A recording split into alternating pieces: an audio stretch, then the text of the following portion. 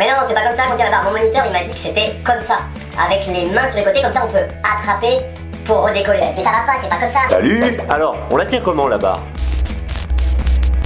Allez, dans cette vidéo, on voit aujourd'hui 5 façons de tenir sa barre pour faire du kitesurf. On est parti, let's go!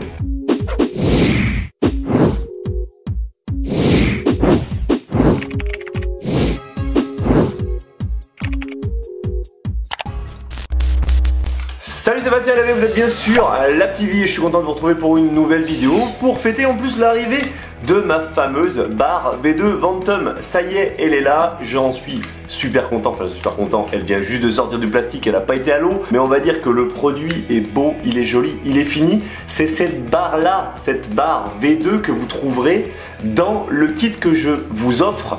Alors pour ceux qui n'ont encore pas participé, c'est là que ça se passe, c'est juste en dessous, il y a le lien, il y a marqué « Je t'offre ton Quiver Ventum, c'est cadeau ». C'est réellement cadeau.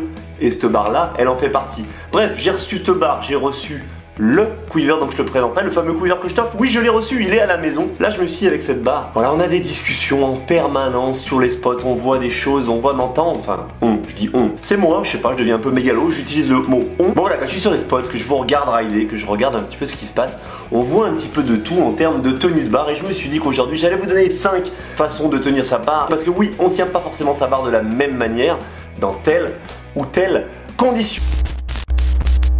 Si t'es nouveau sur la chaîne, tu es bien sûr LapTV, la chaîne Kitesurf, Glisse, Loisirs, Beach Lifestyle. Je suis Bastien Labbé, professeur de PS, entraîneur kitesurf, ancien pro rider et je suis là pour t'aider à progresser. Et on va dire que tu sois débutant ou confirmé, il y a toujours quelque chose à apprendre sur cette chaîne.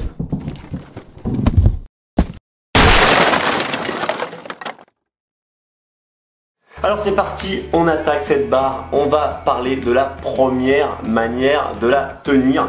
Alors déjà, on la tient à l'endroit, c'est-à-dire avec le côté rouge. Rouge, c'est le code en général classique qui permet de retenir la gauche. Donc rouge à gauche, à droite, l'autre couleur, ici c'est du bleu.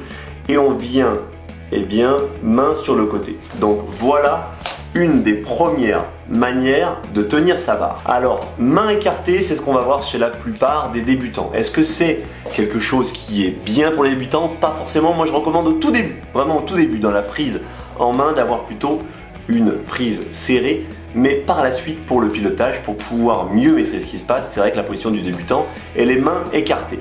Quels sont les bénéfices d'une position main écartée? Plus de retour en barre, plus de sensations, plus de bras de levier, et oui, la barre va mieux répondre et l'aile donc va mieux répondre puisque le bras de levier est plus important. Et donc ça a des avantages forcément dans le light wind par exemple, pour pouvoir faire réagir une aile plus vite, pour pouvoir être capable de relancer plus vite. Donc cette position là, main écartée, si tu es débutant dans le vent léger, moyen, médium, tu l'adoptes. Si tu es bon pratiquant dans le vent light, dans le vent très léger, pour ceux qui sont contre les anglicismes, ah oui, il y en a certains d'entre vous qui sont remontés dès que j'utilise un mot en anglais, bah oui, c'est comme ça, je suis bilingue, on fait avec. Bref, light wind, on va utiliser la main, la position main écartée.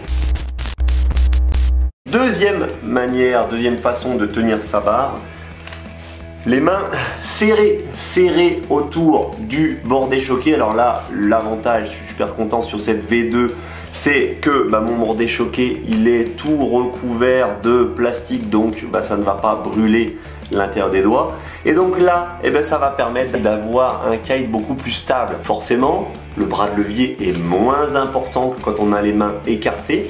On est plus au centre de la barre, donc on évite les mouvements parasites et on évite donc une aile qui réagirait mal. Alors pour qui cette position? Pour les confirmés qui vont envoyer leur première rotation, leur premier tricks déhooké, mais aussi pour les débutants dans le vent très fort. Et oui, en mettant les mains ici, on va éviter les grosses erreurs qui sont dues à un grand bras de levier avec les mains écartées.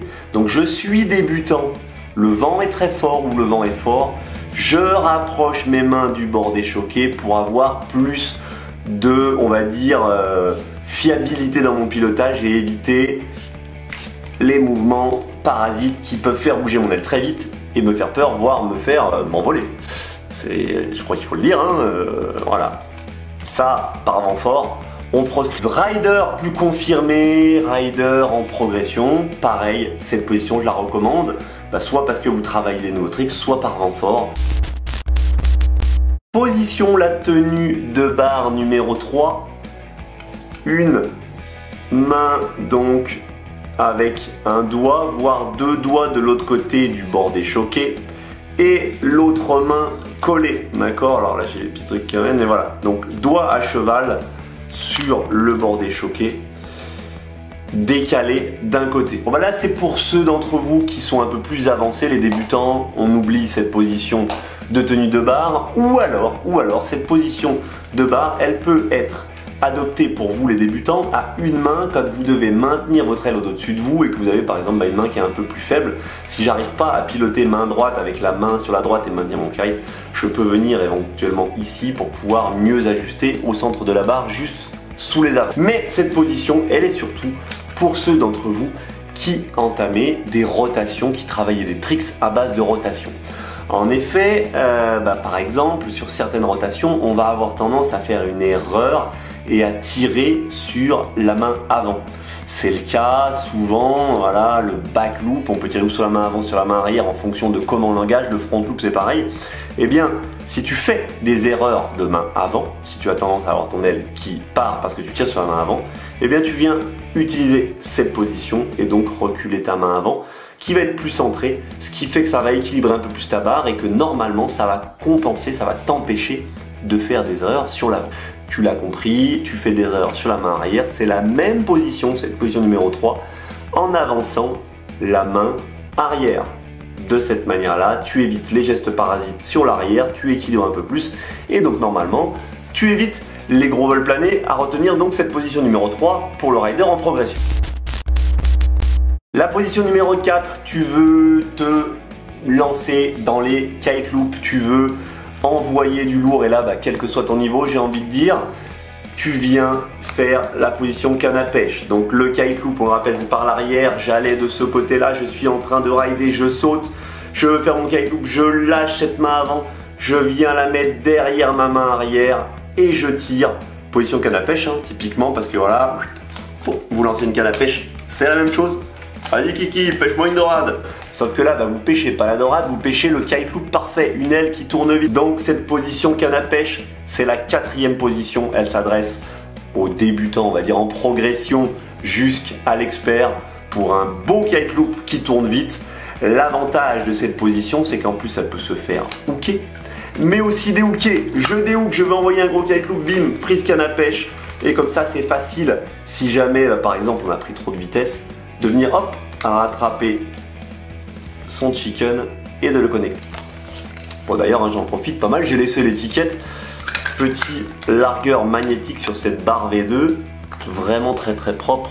Je vous montre les détails, super facile à reconnecter, il y a vraiment pas plus simple quoi. C'est hop, on met, on lâche, on met, on lâche. Voilà, ça va inciter ceux d'entre vous qui vont avoir ce type de barre et ce type de largueur à s'entraîner. Je parlais l'autre jour de maîtriser ses peurs, s'entraîner à larguer son kite, histoire que le jour où on doit larguer son kite, ça soit automatique, qu'on le fasse sans réfléchir et que la peur ne vienne pas bloquer tout ça quoi. 5e, pourquoi je dis la 5e et que je fais 4? Non mais sérieusement, la 5e position des mains, et donc là, oui vous m'avez vu, hein, c'est la position que je ne veux plus voir sur les spots. Les 4 premières, c'est les positions, l'organisation de vos mains sur la barre que je voudrais voir sur les spots. La 5e, c'est celle que je vois et qu'il ne faudrait plus voir sur les spots. C'est, alors, t'es ancien planchiste, t'es ancien windsurfer, attention, c'est pas bien, tu fais du kitesurf maintenant. Vous l'avez compris, c'est la position du windsurfer, la position qu'on appelle en supination-pronation, avec la main arrière qui vient comme sur un wishbone et qui tire sur la barre. Alors ça, typiquement, manque de finesse, manque de contrôle. Alors je vois même souvent les anciens windsurfers, ils lâchent la main avant et ils sont là et ils pilotent comme ça. Il n'y a aucune finesse de pilotage. À moins que vous ayez prévu de travailler les biceps pendant la session de kite, on proscrit. Les mains, elles sont dans le bon sens. Elles sont face à moi. la paume de la main, elle est vers l'extérieur pour faire un petit signe. Salut, yo glissou, tu vas bien au rider qu'on croise. On regarde pas sa main, on proscrit, manque de finesse, c'est beaucoup plus compliqué de lâcher sa barre et de venir au largueur correctement. C'est voilà, c'est une histoire d'organisation, là, c'est au niveau du cerveau que ça se passe, au niveau des connexions. Dites-moi pas pourquoi, voilà, la fameuse préhension comme le singe, et ben c'est mieux. Voilà, c'est mieux, c'est tout, il n'y a pas à discuter. Non, je te vois discuter. On arrête de discuter, tu me lâches cette position.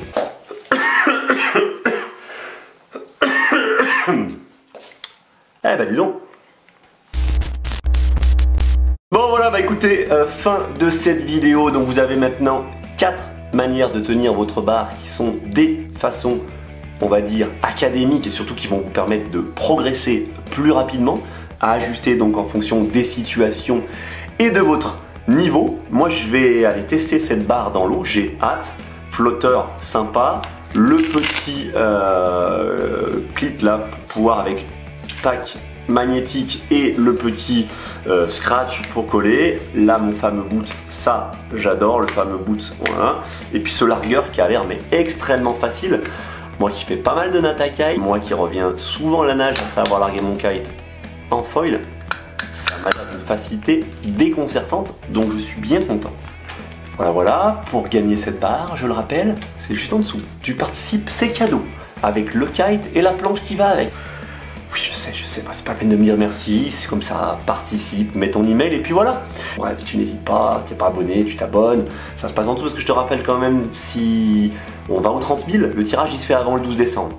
Donc ben, tiens qu'à toi qu'on arrive aux 30 000 plus rapidement que le 12 décembre. Voilà.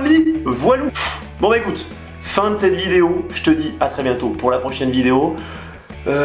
D'ici là, life is a beach, alors on se prend pas la tête et on en profite. Je te dis à très bientôt. Ciao, bye bye, moi je retourne pêcher. Oh Jackie, ça mord. Oh ça mord. Eh mais c'est une explore. Oh magnifique.